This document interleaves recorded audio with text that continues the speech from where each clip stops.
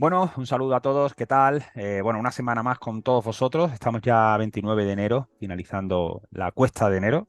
Y bueno, otra semanita más con Samuel Abraldes. ¿Qué tal, Samuel?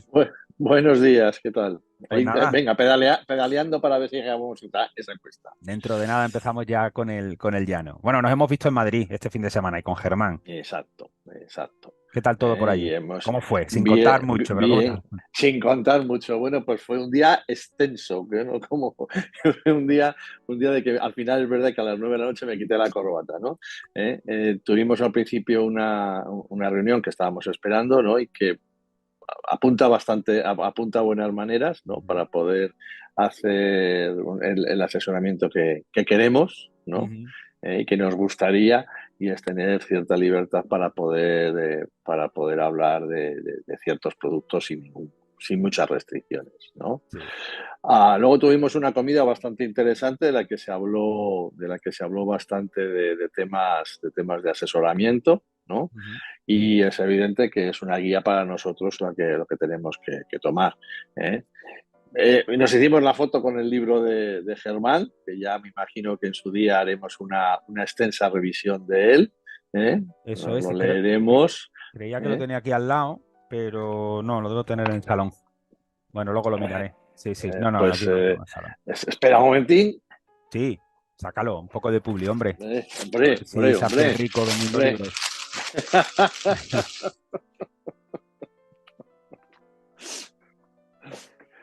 Ahí Tenemos está. aquí el, Ay, el se ve un poco libro mal, de... enfoca Ay, mal. se ve, a ver, el Psicotrading, libro de mente y psico. emociones. Exactamente, ¿eh? Es el libro de un profundo aprendizaje basado en casos reales de Germán Antelo Solozábal, ¿eh? Es un libro que nos contó y, bueno, a ver, tú decías que la mejor parte era esta, ¿no? Que es el epílogo, Eso ¿eh? es, Ay, eso se ve es. fatal. La mejor parte es el epílogo, escrito por Enrique Díaz, por un tal Díaz Valdecantos, ¿no? Eso es. Enrique El Díaz resto se puede Valdecantos. saltar. Entonces, bueno, pues lo que estuvimos hablando con Germán mientras lo escribía, pues era eso, pues lo hace en varias estaciones, ¿no?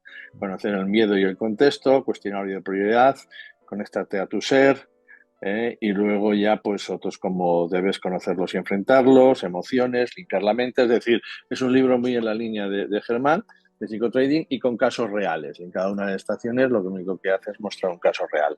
Y de hecho incluso nos estuvo hablando de cuáles son las labores que está haciendo ahora, ¿no? Mientras estamos haciendo otras cosas, él también está haciendo temas de gestión y colaboración con equipos de comerciales para la selección de personal. Y entonces, evidentemente, pues hablamos mucho de alinearnos con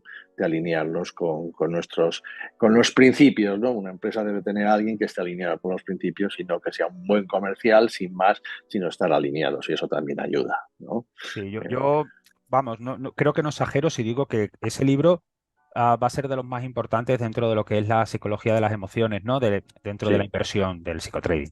Y es un libro fantástico. Yo, obviamente, para hacer el epílogo lo estuve leyendo y es fantástico. O sea, tiene unos casos que están muy bien escritos, como buen argentino se expresa muy bien y sabe sacarle jugo a esos relatos que son realmente vivencias reales. Lo que pasa que, bueno, la ficción ahí no pone los las nombres de tienen las que personas. ficcionar. O sea, es un libro muy bueno, muy bueno. Y yo creo que va a gustar mucho a todo el que esté metido dentro del trading, de la inversión, etcétera. Nada, Germán es un crack. Lo pasamos bien, estuvimos también con Alberto, tipo Sí, del sector de banca privada, un tío fantástico y que nos ha ayudado mucho y que da gusto, ¿no? Entonces, bueno, yo creo que lo pasamos bien. Mm. la charla fue amena y, hombre, cualquiera que nos viese desde fuera diría, esta gente parece friki, pero no, estuvimos hablando de la gestión y de los sentimientos y yo creo que eso nos puede encaminar a llevar una buena labor en el futuro a nosotros, ¿no? Sí.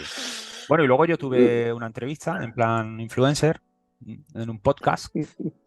Sí, bueno, a ver cómo, o sea, yo creo que, bueno, salió bien, yo estuve ahí hablando sin parar, como suele ser habitual en mí, y no sé cuándo se publicará, no sé, porque están grabando todos los episodios con gente del sector y me imagino que dentro de unas semanas o de algún mes lo publicarán y lo compartiré ya a través de la newsletter, pues para que todo el mundo lo pueda ver. Pero bueno, sí, dos chicos jóvenes, uno Pues que estudia los un temas, máster. ¿no? Pues Sí, estuvimos hablando de la industria, de las certificaciones, del trading, de la inversión. Al final, un poco lo típico, lo que suele generar un poco más de inquietud y de dudas, ¿no?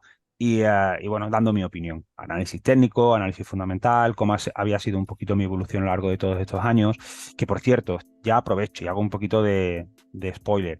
Estoy preparando una serie de articulillos, de post, que me gustaría empezar a mandar en los próximos días con motivo bueno, del 15º aniversario de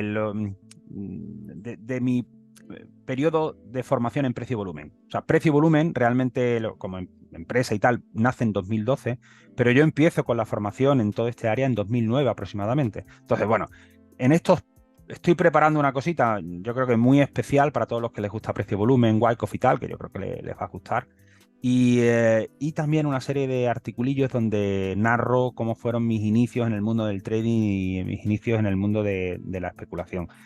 Y creo que pueden estar chulos a quien le Ujú. guste leerlo, porque no voy a hablar de nivel técnico, sino bueno, de A cosas ver, que pero creo que pueden, algunos, muchos se pueden sentir identificados.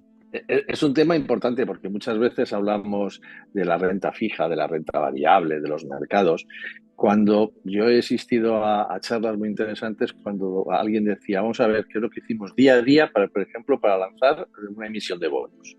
Y eso a veces es mucho más interesante, ¿no? Porque es desde el punto de vista del practitioner, ¿no? Que es lo que está haciendo realmente en el día a día y desmitifica muchas cosas. O sea, no se hablaba en esa reunión de qué es la duración, de qué no sé qué, pero sin embargo, decía, oye, ¿y qué obstáculos teníamos? ¿Y qué tipo de información teníamos que hacer? ¿Y qué tipo de reuniones llevábamos a cabo? Y eso, sinceramente, y ya te digo que desde el punto de vista personal, a veces ayuda mucho más que una lección técnica, ¿no? Pues este tipo de cosas que tú dices, ¿cuál ha sido tu evolutiva?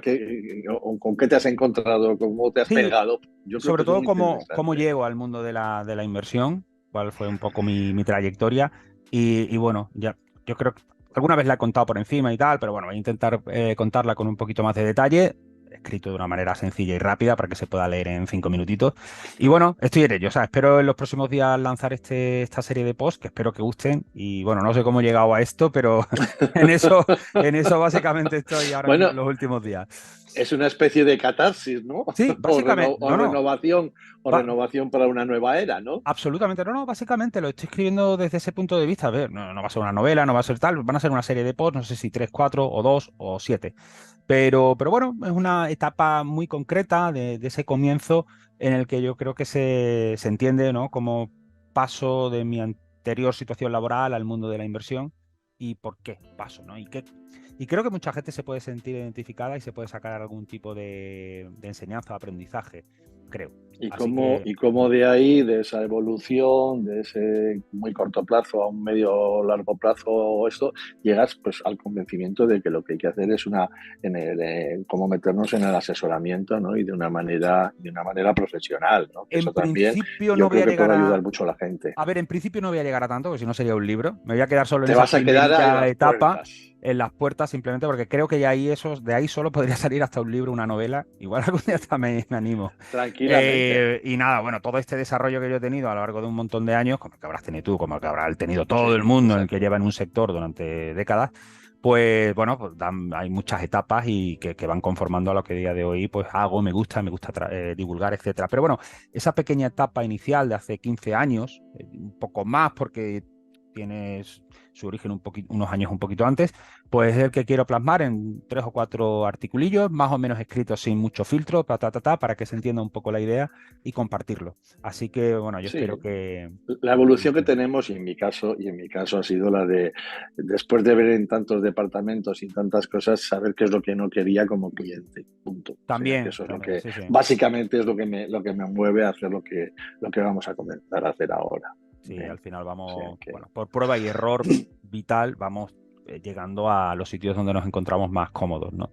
Donde sí. realmente estamos haciendo lo que hablaba Germán también de la alineación un poco Exacto. de nuestra forma de ser, nuestros intereses, nuestros manera de ver el mundo, etcétera, ¿no? O sea, pero bueno, nos Exacto. hemos ido un poquito por las ramas. Mira, Bueno, me gustaría que el podcast, esto era una introducción simplemente, que el pequeño podcast de hoy lo separásemos en dos partes. Hombre, me gustaría conocer tu pequeño comentario breve sobre la situación macro, creo que es interesante sí, ver dónde estamos. hablamos un poquitín del calendario. Y luego me gustaría ponerte un vídeo, una parte de un vídeo de una entrevista a Jorge Lorenzo, el campeón De mundial de motos. MotoGP español de Mallorquín, que vi ayer precisamente y habla de inversión. Y creo que puede ser interesante que todo el mundo conozca qué dice Jorge Lorenzo y luego también me gustaría escuchar tu opinión. Yo también daré la mía, pero creo que es muy interesante.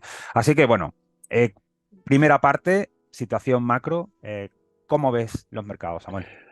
Bueno, pues a ver, la semana pasada tuvimos Banco Central Europeo y evidentemente pues lo que iba a salir, lo que salió, es decir, repetir tipos de interés, ¿no? Pero no es tan importante lo que salió, sino como el forward guidance, sino que es lo que va a ocurrir en los próximos meses. Es verdad que, como ya también adelantamos la semana pasada, Christine Lagarde en Davos dijo que en junio era posible que hubiese una posible bajada de tipos de interés. Es verdad que los datos que están saliendo pues, no han sido muy adecuados en el caso europeo, y que evidentemente pues que a lo mejor hay que ayudar un poquitín a la economía con esa bajada de tipos. Básicamente los mercados lo que hicieron fue tomarlo como dovish, como una apreciación de cierta tranquilidad en el sentido de que no va a haber más tensiones, ¿no? Sino que evidentemente pues vamos a ver ciertas relajaciones. Esta semana le toca a la Reserva Federal. Esta semana le toca a la Reserva Federal y evidentemente lo que va a hacer es repetir tipos, como ya hablamos durante mucho tiempo, que iba a haber una gran meseta, ¿no? En estos tipos. Las probabilidades la semana pasada al inicio eran muy elevadas de una bajada a principio de marzo, la cosa se enfrió y de bajar de unas probabilidades del 70 al 80% para marzo se bajaron al 40 y tantos. Ya las primeras probabilidades empiezan en el mes de mayo. Es verdad que, y lo comentamos me parece que la semana pasada, que para no interferir en los temas de las elecciones americanas, pues era muy posible pues eso, que a principios de verano hubiese una o dos bajadas y luego que las dejasen otra vez tranquilas hasta después de las elecciones, porque después de las elecciones de noviembre hay reunión de la Reserva Federal. Es decir que, bueno, pues vamos a ver una bajada por etapas. Tenemos de todo, tenemos PIB, tenemos IPC, o sea, tenemos PIB, tenemos PMIs, y evidentemente pues va a ser una semana cargada de noticias macro que van a influir mucho en la bolsa. A ver, el sentimiento del mercado es que ya no se esperan las bajadas tan deprisa, pero evidentemente pues va a haber una bajada. Vamos a ver cómo responde la inflación. La inflación todavía va a ser un poco persistente, ¿no? ¿Hay riesgos geopolíticos? Pues no han Sí, cambiado nada. O sí. sea, los riesgos geopolíticos son los de hasta ahora. Bueno, ayer un atentado en Jordania que parece que amplía el radio de acción. Pero bueno, mientras sean escaramuzas, es verdad que son con fallecidos, pero mientras sean ese tipo de escaramuzas, pues no tiene mucha importancia. Pero es verdad que en cualquier momento una chispa puede hacer saltar todo y eso evidentemente tendría consecuencias lamentables para la inflación. Y luego China, pues, hoy un tribunal de Hong Kong había dicho que Evergrande se tendría que liquidar deudas de 300.000 millones. O sea, es que dices, bueno, es una burrada, ¿no? Una La locura. cantidad de deuda que tiene. Pero es que no es la única constructora, hay más constructoras, es decir, que la situación es horrorosa. Si Evergrande tiene que liquidar, que también estaba leyendo que la decisión de un tribunal de Hong Kong no era muy...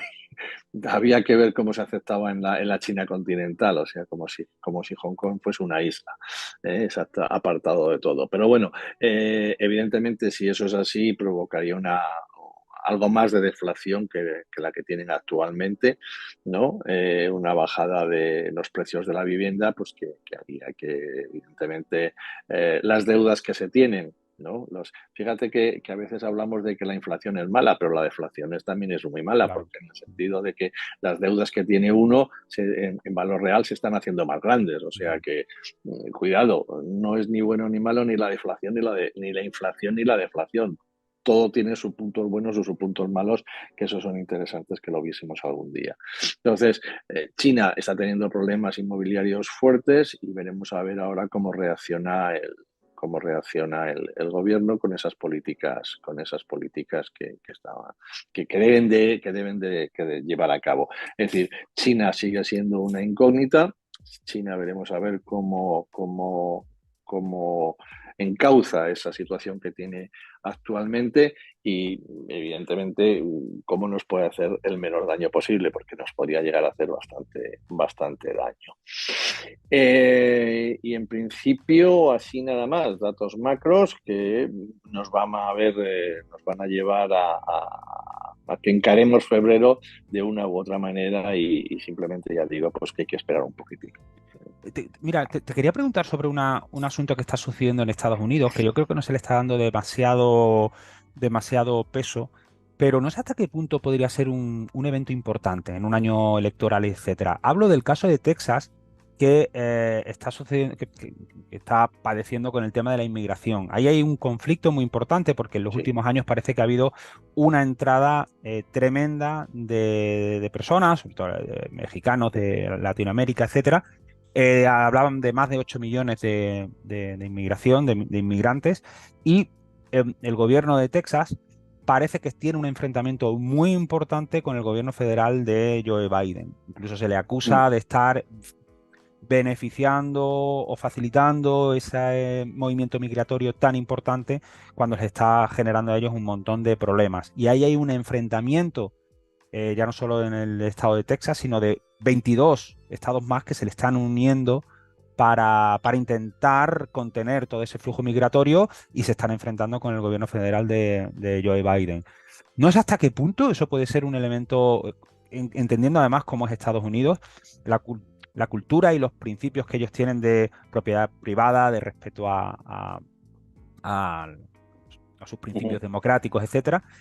Bueno, una especie de chispa que pudiera saltar, porque es casi un enfrentamiento civil con respecto a un hecho, pues, en fin, importante, ¿no? No sé si lo sigues de cerca y hasta qué punto podría ser determinante o va a ser una anécdota que, bueno, se va a solucionar. No, a ver, Estados Unidos tiene un problema importante y es que, digamos que, como conocíamos a Estados Unidos hasta hace unos años, pues yo creo que desde la era Obama ha cambiado un poquitito, ¿no? Antes, cuando había un presidente, fuese quien fuese, todos los Estados Unidos eran su presidente. Sin embargo, hay una polarización tremenda, ¿no? Hay una polarización tremenda y, evidentemente, pues tiene mucho que ver con el tema de la inmigración. Estados Unidos es un país de inmigrantes.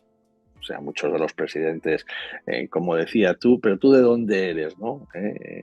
Una cosa que veía ayer.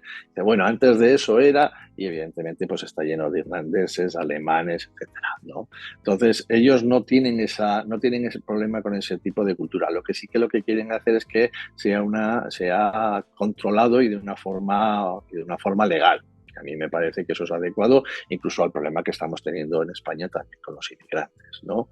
Ah, Va a haber un problema gordo porque, evidentemente, Trump ya se está posicionando sobre eso, es decir, quiere que haya una devolución en caliente en las fronteras sin ningún tipo de problema, ¿no? Entonces, hombre, los estados de Trump son los más del medio oeste. Texas no es precisamente uno que sea del medio oeste, pero evidentemente esa gran avalancha de gente indocumentada puede que trastoque un poquitín todas las medidas que se lleguen a tomar. No es malo que haya inmigración. Lo que es malo es que sea de manera incontrolada, ¿no? Y entonces, en ese sentido, pero ya no solo ocurre en Estados Unidos, ocurre en Inglaterra, ocurre en Europa, y además lo tenemos en el caso de Italia o en el caso de España, que son los mayores coladeros, ¿no? Y evidentemente tiene que llegar un momento en que lo que no puedo hacer es que toda la presión de personas que no tengan un trabajo vengan a zonas europeas. Evidentemente habrá que tomar medidas, pero para que los países de origen tengan mejores condiciones y no tengan que estar inmigrando, ¿no? Veremos a ver. Además es que es un tema que yo creo que es un poquitín oportunista y de cara a las elecciones. Entonces, pues es la típica lucha de republicanos contra demócratas y veremos a ver quién gana a final en noviembre, ¿no? Bueno, lo dejamos ahí un No poco en sé qué te iba a stand-by. decir. Sí, pues Sí. lo Seguiremos, seguiremos, sí, ¿no? Que sí, puede sí. ser interesante, que puede Ujú. ser muy interesante. Bueno, cambio de tercio. Te voy a poner, compartir pantalla y, y ponerte este vídeo de Jorge Lorenzo, que yo creo que es muy interesante. Muy interesante. ¿Y qué es lo que te motivará en tu vida? ¿Qué es Porque lo que me motiva? antes te motivaba a ganar, ahora ¿qué te motiva? Ahora mi competición, aparte de que corro en coches y me divierto y un poco la faceta competitiva que me dejó a faltar las motos, la compenso con correr en coches, pero no a un nivel tan obsesivo. Aparte de eso, mi competición está con las inversiones. Es mi competición. Por eso soy súper curioso también con eso. He trasladado el perfeccionismo al tema de inversiones y me puedes ver la mayoría del tiempo pues, mirando vídeos de YouTube de ETFs, de real estate, de cómo gestionar tu dinero. Me ves en la aplicación de Sekinafa. Yo me gestiono parte de mi patrimonio en bolsa. O sea, he elegido 3 o 4 gestores. Yo soy el cuarto. Y competimos entre los 4 a ver quién obtiene mejores rendimientos.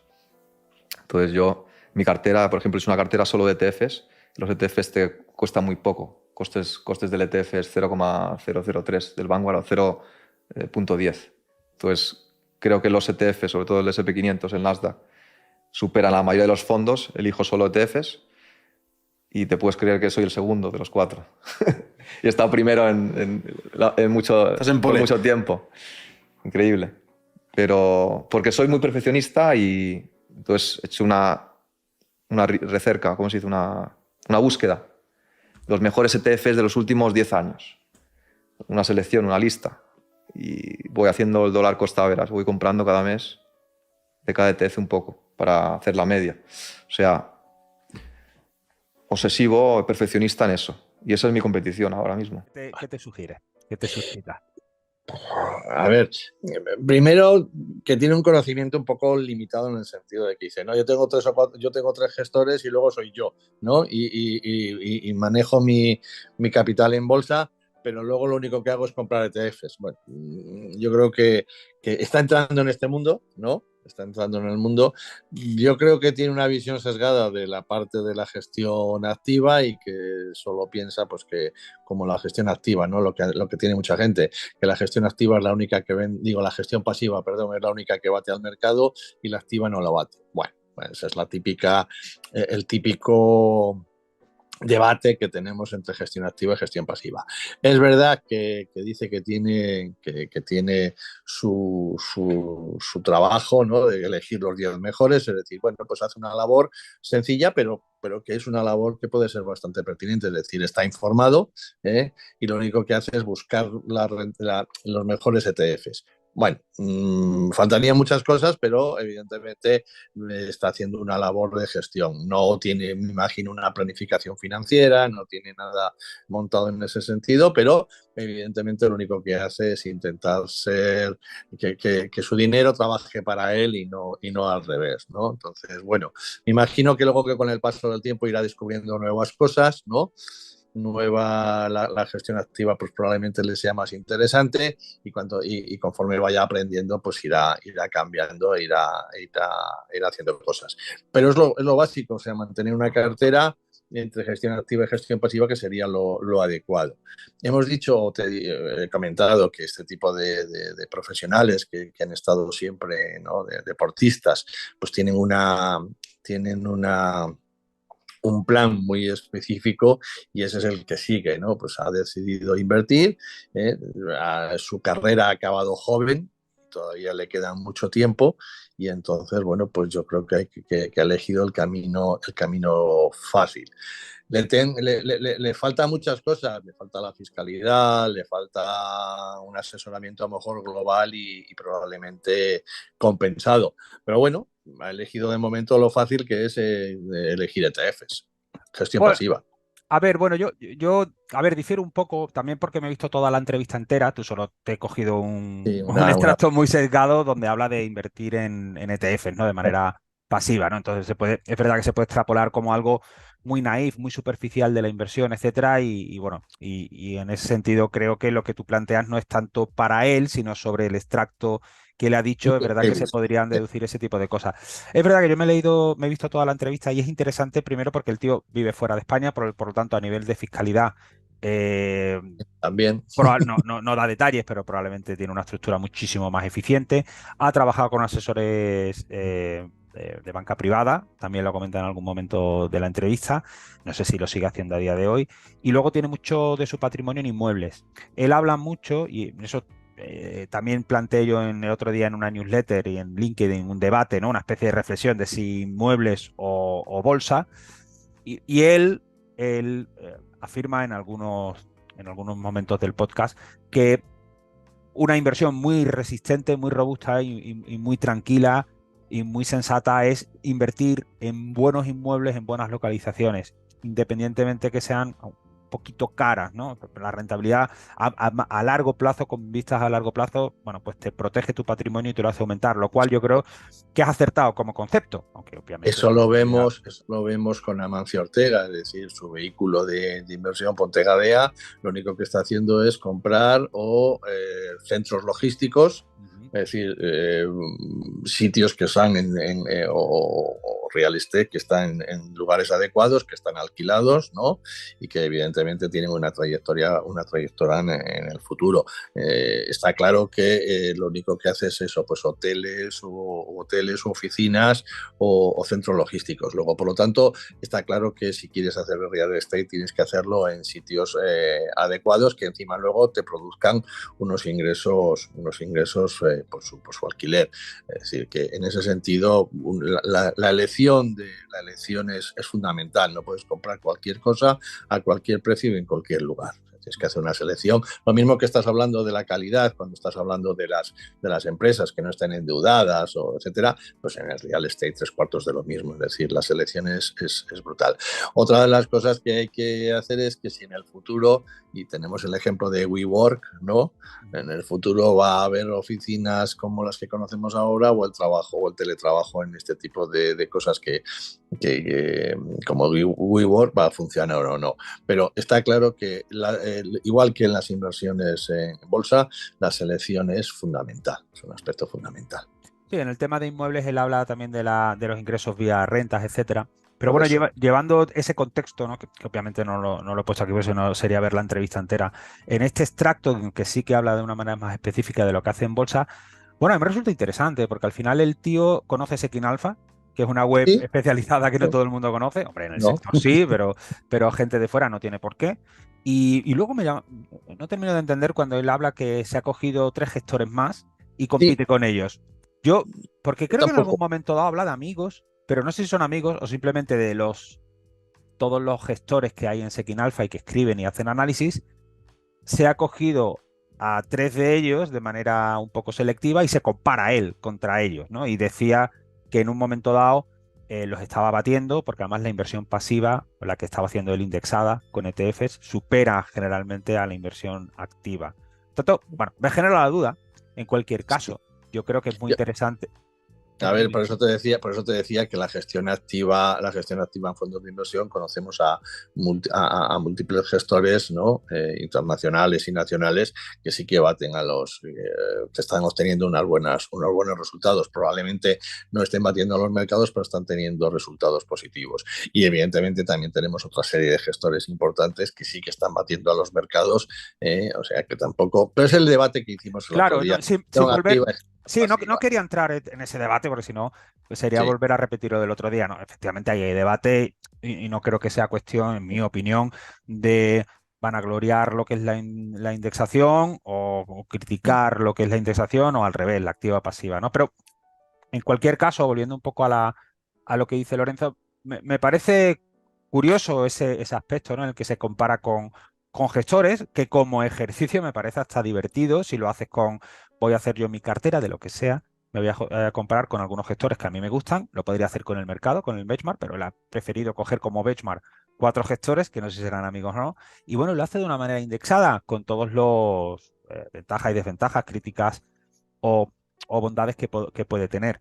Y bueno, es una manera interesante. También hace dollar cost averaging, que también Ujú. tendría muchos matices que hacer y que Había he hecho mucho. alguna vez en LinkedIn, yo he hecho algún Sí, comentario al respecto y tal. Igual lo rescato y lo pongo en estos días también. Pero bueno, a mí me parece bien, porque al final es un tío muy meticuloso. En otra parte de la entrevista habla de que le gusta mucho mirar sus cuentas, contener los gastos, aunque es consciente de que puede gastar en ciertos lujos que no todo el mundo puede, pero me da la sensación de que es un tío que tiene esa ansiada libertad financiera, porque tendrá muchos millones, pero que sabe gestionarlos, primero con inmuebles, tiene activos que les proporcionan rentas probablemente mayores que sus ingresos, y luego con parte de su cartera lo invierte vía mercados financieros de una manera indexada, que se podría matizar, que no tiene por qué ser la mejor, que tal. Y, pero se ve que tiene ciertos conocimientos. Obviamente lo plantea de una manera muy sencilla, demasiado sencilla, sí. sí, Pero bueno, pero pero a, a es mí una me forma de gusta. comenzar. Su Claro, profesional ha ten en sido la de cuenta, los motos. claro, exactamente. Yo lo veo como, bueno, es que no, no hay que hacerlo de manera sofisticada. Es que, yo digo, lo bueno es enemigo, o lo mejor es enemigo de lo bueno, ¿no? Y a mí me gusta que tipos así como Jorge Lorenzo, que con un patrimonio muy elevado, que perfectamente lo podrían haber dilapidado en cuestión de años, como muchos Tranquilamente. otros famosos, no hay estadísticas de jugadores de baloncesto y de deportistas de élite que se dilapidan, bueno, y de artistas y tal, que se arruinan en poco tiempo. Me da la sensación de que un tipo así trae un mensaje muy positivo para sus seguidores. Este vídeo Y, lo han visto pero 145.000 personas. no es solo eso, me parece que también quién era, qué cantante estuvimos hablando un día, me parece que era Bisbal, ¿no? Que también estaba hablando creo que era Bisbal también, Bisbal, no ¿no? recuerdo. Me parece que tuvimos un vídeo que hablamos en su día, ¿no? Ah, Y, también, cierto, Bisbal, sí. y también ha comentado, es decir, son gente que tienen que ser conscientes de que su carrera profesional, en el caso de Jorge Lorenzo, pues ha acabado muy joven, ¿no? Es verdad que ha acabado con una buena cantidad de dinero y que lo que tienen que hacer es pues, racionalizar ese dinero. Es una actitud inteligente porque lo que hace es diversificar sus inversiones y no dedicarlas solo a la bolsa. Es también muy inteligente en el sentido de que hablábamos siempre, que si tú estás haciendo inversiones, lo que tienes que hacerte es darte unas rentabilidades o unos flujos de caja que evidentemente el real estate, si lo haces Sí. correctas, te va a dar, ¿no? Entonces, son gente muy buena, son gente que son estrategas, que evidentemente durante toda su vida han sido muy estrategas. El otro día, pues sin ir más lejos, en el Rally París-Dakar, Carlos Sainz padre pues decide quedar un día muy mal para el día siguiente salir detrás y no tener que salir primero. Es decir, son estrategias puras y duras que pueden salir bien o mal. O sea, son gente, como estaba diciendo, que pueden ir a cursos de motivacionales muchísimos a Total. darlos, ¿no? Y que evidentemente si tienen esos hábitos, pues en el futuro van a ser positivos. En su día a lo mejor hasta se profesionaliza, porque no sé si sabes que muchos de los deportistas luego han pertenecido o pertenecían en su momento en bancos de inversión, en departamentos comerciales o de estrategias, ¿no? O sea que sí que puede ser interesante. La idea es esa, yo tengo un dinero, sé que ya no voy a ganar un dinero como lo estaba ganando antes y lo que quiero es pues, seguir disfrutando de mi vida y eso al fin y al cabo pasa por una planificación financiera. Entonces, a lo mejor no la tiene papel, a lo mejor Sí, no la tiene hecha, pero básicamente en su cabeza sí que la tiene hecha. O sea, sí que sabe cuáles son sus objetivos, sí que saben cuáles son sus necesidades y en función de eso, pues se va a adecuar a ellas. Sí, ya digo, cuando uno ve toda la entrevista, yo creo que se infiere que efectivamente es un tío que planifica bien, que es bastante austero, que es inteligente y que planifica, ¿no? A nivel ya patrimonial y fiscal. De todas maneras, en este extracto que te he puesto, que es muy pequeño, claro, solo habla de ese puntito de indexación con respecto a unos gestores y con ETFs, ¿no? De bajo coste. Bueno, pero ya en sí, por una parte, yo me quedaría con el mensaje positivo que tienen que gente de esta categoría y con esta impacto, ¿no? En la sociedad, que son referentes, hablen de educación financiera. Eso yo creo que era para mí el mensaje más importante. Pero sí que es verdad que si nos atenemos un poco a lo Y conceptual y tal, extracto es verdad, que me has claro, hecho. que es un planteamiento igual un poquito naif, un poco Naif. superficial y nos falta algo, ¿no? Un poquito más a nosotros. Pero bueno, yo me lo preguntaron en el podcast, de hecho, ¿no? Que pensaba de la indexación y tal.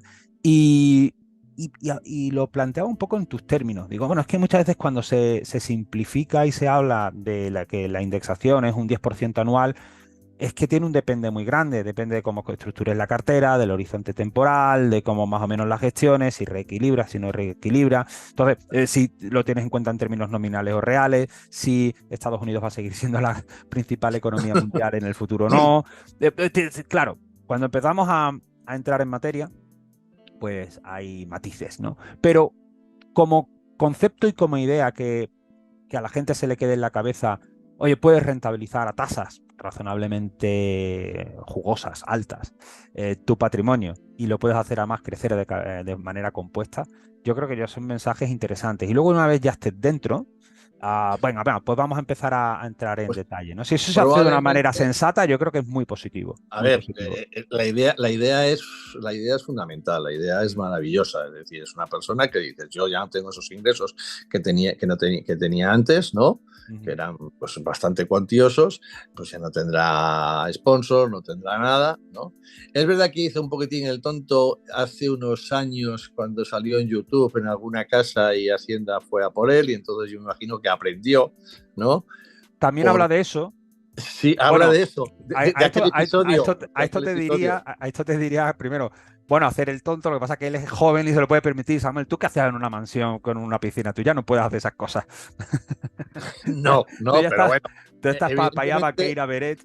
En fin, ¿qué más? No, pero sí, exactamente. yo recuerdo ese vídeo que era un poco, sí, bueno, en fin, cosas de la edad. Pero de lo fiscal también habló y le ganó la batalla a Hacienda, porque Hacienda ahí al final hizo lo que suele hacer con muchos residentes fuera de España, ¿no? Que intentan argumentar que han pasado más de 163 días en España, intentan pillarte por ahí, cuando en este caso lo tenía totalmente acreditado y en primera instancia lo declararon, lo absolvieron, vamos, simplemente no lo Pero vamos, juzgaron. yo creo que aquel vídeo fue un punto de inflexión para él, ¿no? Ujú. Y debió plantearse la vida de otra manera, cosa que yo creo que lo ha sabido encauzar y que pues luego me veré toda la entrevista, Está ¿no? muy bien, ¿eh? Yo creo que es interesante hablar mucho del mundo de la competición y luego eso, alguna pildorilla de sus otras actividades, ¿no? Entre ellas la inversión, que merece la pena. Lo que hay que tener en cuenta es una cosa, y es que no siempre vas a tener unos ingresos elevados, ¿no? Y una vez ya que consigues esos ingresos, pues lo que tienes que hacer es mantenerlos y sacarlos a producir. Evidentemente, pues volveríamos que a lo mejor algún día podemos hablar de las encuestas que hay sobre conocimientos financieros, Sí. ¿no? Con simplemente 3 preguntas, y evidentemente, pues una de ellas, la capitalización compuesta, es fundamental. Y eso yo creo que él lo ha aprendido, ¿no? Él lo ha aprendido, y tener unos flujos de caja ahí recurrentes, como es en el tema inmobiliario, y luego acudir a la bolsa para hacer